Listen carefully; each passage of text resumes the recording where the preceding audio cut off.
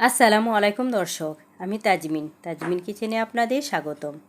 কেমন আছেন সবাই? আশা করি সবাই ভালো আছেন। আমিও আলহামদুলিল্লাহ ভালো আছি। আজ আপনাদের সাথে শেয়ার করব ওটস অমলেট বা ওটস দিয়ে ডিমবাজিও বলতে পারেন। এখানে আমি ওটসটা সাথে যেগুলি অ্যাড করব সেগুলো নিয়ে নিলাম। এখানে আমি নিয়েছি পেঁয়াজ কুচি, ধনিয়া পাতা কুচি আর নিয়েছি কিছুটা কাঁচামরিচ কুচি। এখন আমি এখানে দেখেন এক বাটি ওটসও নিয়ে নিলাম। এখানে আমি নিয়ে নিলাম 3টা ডিম। ডিমটাকে আমি আগে থেকে ভেঙে নিয়েছি। এখন আমি ডিমটাকে ফাটিয়ে নেব। ডিমটাকে ফাটিয়ে নিয়ে এর সাথে অ্যাড করে দিব অল্প একটু লবণ।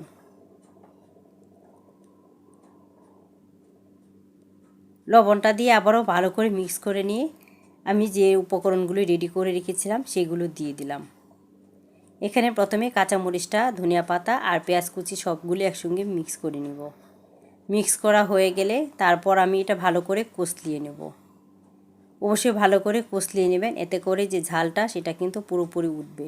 আমরা যেহেতু বাঙালি ঝাল খেতে পছন্দ করি, তো অবশ্যই কাজটা হাতে করে নেবেন।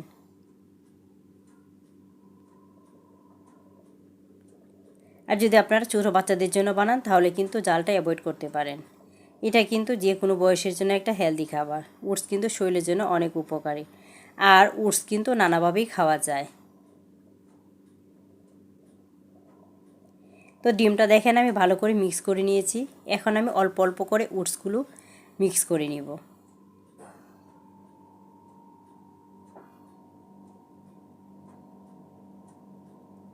যদি আপনারা চান তাহলে ওটসটা কিন্তু আগে থেকে একটু পানি দিয়ে ভিজিয়ে তারপর ব্যবহার করতে পারেন, কিন্তু পানি কিন্তু বেশি দেওয়া যাবে না। যে পরিমাণ পানি দিবেন এতে কিন্তু ওটসটা যাতে চুপসে যায় এবং পানিটা সবটাই নিয়ে নেয়, সেরকম পরিমাণে পানি দিয়ে নেবেন।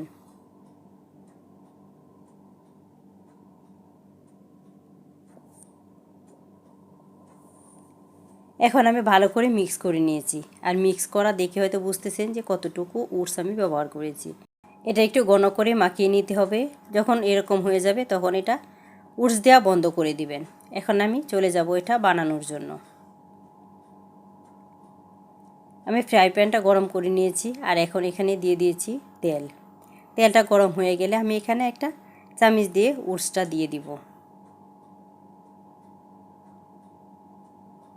এখন দেখেন আমি এখানে 1 চামচ দিয়ে দিলাম, আর এটা হালতো হাতে চেপে চেপে এখন আমি এটা বসিয়ে দিলাম।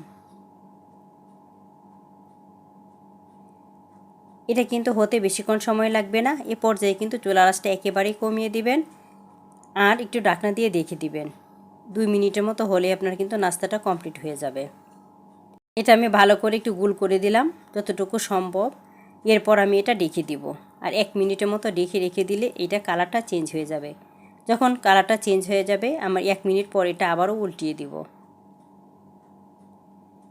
দেখেন এই পর্যায়ে কিন্তু কালারটা আমার পুরোপুরি চলে আসছে। এখন আমি এটা উল্টিয়ে দিব। এটা বারবার উল্টানোর দরকার হবে না। 2 মিনিটের মধ্যে যেহেতু হয়ে যাবে, তো একবার 1 মিনিট হয়ে গেলে অপর পিসটা আবার 1 মিনিটের জন্য উল্টিয়ে দেবেন। এখন আমি আবারও এটা একটু ঢেকে দিব, আর আবারও অপেক্ষা করব 1 মিনিট। আর যে উপকরণগুলো আমি ব্যবহার করেছি এই উপকরণগুলো আমাদের হাতের কাছে সবসময় থাকে। এ পর্যায়ে কিন্তু আমার এটা হয়ে গেছে। আমি কিন্তু আর উল্টাইনি, শুধুমাত্র একবারই উল্টিয়ে দিয়েছি। এখন আমি এটা নামিয়ে নিব। সেম প্রসেসে আমি আরেকটা দিয়ে দিচ্ছি। এভাবে করে চাইলে আপনারা এটা যে কোনো সময় বানিয়ে নিতে পারেন এবং বাচ্চাদেরকেও এটা দিয়ে দিতে পারেন। তো কিন্তু বিকালে চায়ের সাথে বা সকালের নাস্তা বা যখন ইচ্ছে হয় আপনারা এটা খেয়ে নিতে পারেন।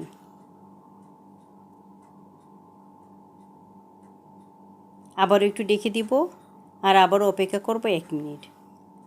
সেম প্রসেসে আমি 3টাই বানিয়ে নেব। আমি 3টা ডিম দিয়ে 3টা বানিয়েছি। আপনারা আপনাদের প্রয়োজন অনুযায়ী বানিয়ে নেবেন, বা ডিমটাও বাড়িয়ে কমিয়ে নিতে পারেন। এখন এটা উল্টিয়ে দিয়ে আমি আবারও ঢেকে দিয়ে অপেক্ষা করব 1 মিনিট। এটা কিন্তু খুব সহজ, অল্প সময়ে হয়ে যায়। যারা এখনও ট্রাই করে না, আশা করি আজকে রেসিপি দেখে বাসায় ট্রাই করবেন। এটাও আমার হয়ে গেছে। এখন আমি আরেকটা রয়েছে সেটাও আমি বানিয়ে নেব সেম প্রসেসে। তো আমার সবগুলোই দেখেন বানানো হয়ে গেছে।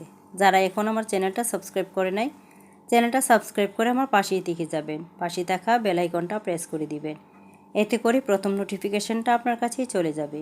ভিডিওটা যদি ভালো লাগে অবশ্যই ফ্রেন্ড ও ফ্যামিলির সাথে শেয়ার করতে ভুলবেন না। যারা ভিডিওটা দেখতে দেখতে এ পর্যন্ত চলে আসছেন তারা অবশ্যই একটা কষ্ট করে লাইক দিয়ে দিবেন। আর যারা লাইক দিয়ে দিয়েছেন তাদেরকে জানাই অসংখ্য ধন্যবাদ। দেখেন আমি নাস্তাটা একটু কেটে নিলাম আর আপনাদেরকেও দেখিয়ে দিচ্ছি যে নাস্তাটা কেমন হয়েছে।